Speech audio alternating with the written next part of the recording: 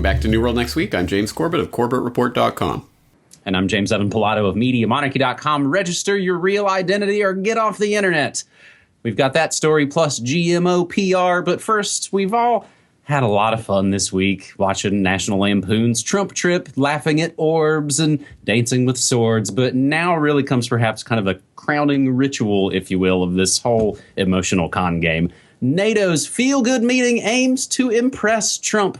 Ribbon cutting, jets overhead, and a dinner in a new billion-dollar headquarters. Donald Trump's first meeting at NATO is choreographed to impress a U.S. president who once called the Western alliance obsolete. In a fortuitous twist, a series of NATO goals, including a new headquarters, have coalesced around Trump's visit. Trump, a New Yorker, is expected to unveil a memorial to the September 11th, 2001 attacks placed at the entrance to the new NATO building that's been almost 2 decades in the making. NATO officials hope the steel wreckage from one of the Twin Towers will remind Trump that the only time the alliance has activated its collective defense clause was following the attacks on New York and Washington, a decision that also sent NATO into Afghanistan to fight the militants behind them. With no final communique and a meeting consisting only of dinner with NATO allies rather than sessions including non-member partners such as Sweden and Ukraine, diplomats say this alliance is playing up more of the pomp rather than new policies. Just like they did with previous puppet presidents Bush and Obama. But it'll be more spectacular, this article says, with allied jets due to fly over Trump and other leaders at the opening of NATO's new headquarters. So, in summation, multi-generational serial killers who display these multiple personalities for different audiences are saying, we have some planes, and they're going to fly them over some melted 9/11 steel at the new Church of War they're dedicating. Does that sum it up, James? Pretty much does it. This is one of those articles where the further down I kept reading, the more enraged I got, because it was just every aspect of everything that's going on in this article is pushing all my buttons. I don't know about you. The fact that basically they're treating Trump like some overgrown monkey who'll be dazzled by this display, and the fact that that's probably true, and the fact that everyone just kind of accepts that. Yeah, you just put on a nice show for him and flatter him a little bit, and he'll be on your side. And does anyone expect that isn't how this will go exactly? I mean, they could script it. They probably already have. And does anyone think he's going to get up there and say, "Yeah, NATO's obsolete and we're pulling out"? No, he's not going to say that. He's going to say, NATO is a strong and valuable ally of the U.S. and we need it on our side and blah, blah, blah. So, business as usual in that regard. And then you get to the fact that, yeah, they're getting a new HQ and expanding into Montenegro. Yay, because the North Atlantic Treaty Organization keeps expanding further and further and further around the world and closer and closer and closer to Russia. But damn those Russians for putting their borders so close to NATO territory, huh? And so that part of it is enraging. And then, yeah, you get to the 9/11 part. And yep, let's use some of the 9/11 memorial twisted wreckage, and we'll make something out of it. We'll just put it on display for people so they know what we've done. And let's not forget NATO's key role in what happened with 9/11, and of course the fact that the first and only time NATO ever invoked their, Article 5 collective self-defense treaty was on the back of 9/11. And that was, of course, because 9/11 was an attack by Afghanistan on the United States? Well, no, but okay, Bin Laden was in Afghanistan. They were sheltering Bin Laden, right? And we all know it was Bin Laden because, because of that closed-door secret testimony that they gave to NATO. Hey guys, trust us, it was Bin Laden. And they wouldn't come out on the record and say what they told people in NATO as to Bin Laden's culpability at that time. That was, I believe, October of 2001, so a couple of weeks. The Ground Zero was still literally smoldering. They had a secret report that was delivered to them about Bin Laden's culpability, and NATO said, okay, case closed, let's go to war. And 16 years later, here they are, still in Afghanistan, still looking to do another surge because they need more troops for Afghanistan. The never-ending war. And NATO has been an extremely integral part of all of this and of the entire war of terror that has been waged for the last couple of decades. And Trump is going to give his big seal of approval to it. So business as usual, 100% under the new boss, same as the old boss.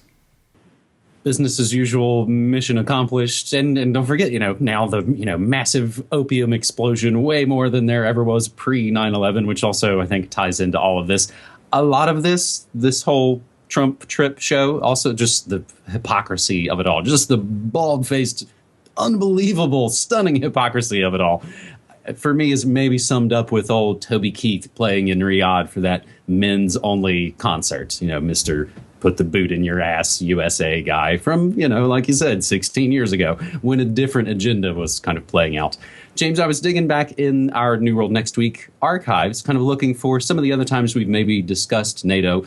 And I found one nearly 5 years ago, almost exactly, back in June 14th of 2012. NATO preparing vast disinformation campaign against Syria. That was our first story on that New World Next Week episode. And for fun extra context to all of this, in that episode, we were also discussing how Obama's targeted killings, leaks, and the everything is classified state have fused. Past is prologue. As we move to our second story this week on New World Next Week, episode 311, for May 25th, 2017, China pushes public to accept GMO as the Syngenta takeover nears. This, we went from Reuters, now we'll go to Bloomberg. China will carry out a nationwide poll next month to test the public's acceptance of genetically modified food, a technology the government says would boost yields and sustainable agriculture in a country that's seen consumption soar. Beijing's prestigious Tsinghua University and 2 other Chinese colleges will carry out the survey, sponsored by the government and carried out in tandem with a campaign on social media to broadcast basic knowledge on GMO technology. Like a 2012 trial of so-called golden rice that caused a public storm after reports that the rice was fed to children without the parents being aware that it was genetically modified. That's all that's wrong with the golden rice scheme, according to this Bloomberg article. But I think then it kind of gets to the kernel of truth, if you will. Syngenta, which produces genetically modified seeds for corn, is gearing up for rapid expansion in the country after shareholders accepted a $43 billion offer for the Swiss agribusiness by China National Chemical Corporation. The state-owned company is expected to complete the deal this month. James? Well, again, this should not be particularly surprising to anyone, but it will be. It will be surprising to those people who continue to believe that for some reason the China-led globalized world order is going to be so much better than the NATO-led globalized world order, when it is the exact same thing being pushed in largely the same ways. In this case, people are going to say, well, look, at least they're polling the public about GMOs before they, foist it on them. But no, if you read into it, no, they're preparing a giant PR campaign to indoctrinate the Chinese public to go along with it. And they're partnering up with Syngenta and all of these, global seed corporations that have largely monopolized the seeds of the entire planet, and they're going to go along with the GMO agenda. It's just the process. What's the best way to get the Chinese people on board with this? How can we indoctrinate them properly? So it will be interesting and disappointing, I'm sure, to see the reaction of certain people, including a certain someone who will remain nameless, who's written extremely great work and done an extremely great book on GMOs and the threat of GMOs, but is now a big China, rah, rah, rah kind of guy who will probably not say anything at all about China's adoption and embracing of GMO foods. But, and I expect that to be par for the course for the people who are putting their head in the sand and believing that somehow China is going to be different in all of this. No, it is a world order, a new world order, and the only question is how to get the Chinese public best on board with this as they move into their globalization 2.0 that we were talking about the other week. That's right. Well, again, of course, everything that we talk about will always be included down in the show notes.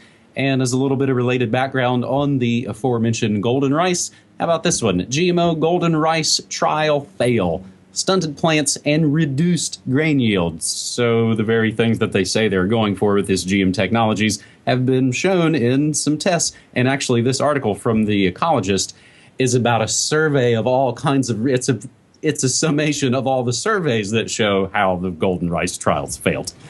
So finally, on this New World Next Week episode, hey, one good China story deserves another, right? As we go from the PR push for GMO to registering for the internet, as we've kind of feared was coming all along the way. China's leading search engine to require real name registration for its services, this via ECNS, aka China News. China's leading search engine, Baidu, now requires users of the company's services, including popular online forum Baidu Taba, and their cloud storage service, to register their real identities before June. Otherwise, they may be prevented from accessing these services, which search engine, popular online forum, and cloud services, that's pretty much sounds like if you rolled in Google and Facebook and Amazon services all into one giant company. Baidu said in a statement that the requirement was in accordance with China's cyberspace law, which stipulates that an internet operator should require its users to provide real identities before publishing content and using instant messaging. The law will take effect on June 1st. Based on that requirement, internet users should access the services with registered cell phone numbers. One telephone number could be used to verify several accounts so that the users do not need to delete their backup accounts. The requirement, let's see how this keeps going sort of back to the top of the pyramid, as it were. The requirement follows a notice by China's Ministry of Industry and Information Technology in November of just last year, 2016, which required everyone in China to use a SIM card registered with a real name in their mobile phones by June 30th. So pretty much by the end of June, China will pretty much all be registered. But don't worry, just like we've noted previously, they promise to, quote, provide higher level data protection to real name users. So don't worry about, of course, all your personal information being leaked or stolen or sold or hacked. James. Yeah, exactly right. I mean, what is that? That is a threat. That is the the mafia protection racket. Hey guys, a nice shop here. It'd be a shame if it got torched to the ground, right? Hey guys, nice data you've got there. It'd be a shame if that got hacked or leaked or stolen somehow or other, right? So yeah, I mean, register or else. And this is another case of a story where I'm at. The only thing that surprises me is that this wasn't already in place. I thought these types of laws were already in place in China, but at any rate, no, okay, they're going to be in place. And it will be another example of that phenomenon where, of course, there will be ways around it, just like the Great Firewall of China. You can get around it with VPNs and things, but to get around it, you will have to be a criminal. They are criminalizing activities that victimless crimes, but anyway, they're going to criminalize the getting around this. They're going to criminalize being on the internet without giving your real name and data and phone number and all of that, and ultimately linking it to your fingerprints and your DNA and whatever else they stipulate further down the line. So, they're going to make criminals out of anyone who doesn't want to give this data to the government, and that's how it rolls in communist China. Now, again, this is another example of people who think that the China-led globalization 2.0, hey, rise of Eurasia, it's going to be so much great. No, it's going to be, this is the nightmare. This is the technocratic nightmare that they're trial ballooning in China once again, and that China is going to be spreading out everywhere that it puts its tentacles with its One Belt, One Road connections that it's making right now, and lots more news on that front coming out. So people can check my Twitter feed for more on that, some of the machinations that are going on that front. But still, this is the way it's going to roll. And as usual, China is being the test case for social engineering on a mass scale. Will people go along with it? How best can they roll this out to people? And how effectively can they clamp down on people using the internet without giving their entire personal history and details directly to the government? In some related news, and I think in a way it kind of brings us back full circle the way this episode kind of began. After claiming the right to collect everyone's browser history, Theresa May is going to protect you from the internet now. The UK is planning to introduce huge regulations on the way the internet works, allowing the government to decide what is said online. That's the quote from The Independent, of course, following up on the Snoopers Charter, the Investigatory Powers Act, And now, of course, with the Manchester bombing as the backdrop to all of this and tanks on the streets in the UK, I think the sort of solution to this problem in reaction, the synthesis, if you will, is now completely being served up, and we can see it. Some good news, please, perhaps. Some of the ways we're winning and solutions-oriented stories. The new peer-to-peer video sharing site BitChute that we've talked about and that we've moved a lot of our videos to, they now support video embedding. That's right, James, and you were actually one of the first to add that in. I'm a little... No, the first. the first. Well, and someone else who is the first is about to crack the decade mark of making independent crowdfunded media. Congratulations, buddy. I know your decade birthday is coming up soon. So I want to be one of the first, if not the first, to say congratulations. Well, I think maybe not the first, but at any rate, I truly appreciate it. And obviously so much of the Corbett Report and what it's become couldn't have happened without your help as well. So thank you very much for that. And I hope people will support Media Monarchy over at MediaMonarchy.com/support. People-powered, people-funded media. Brought to you by you. Let's keep doing it over and over and over a million billion times. James, thanks again for 3 great stories. Thanks, buddy. Take care.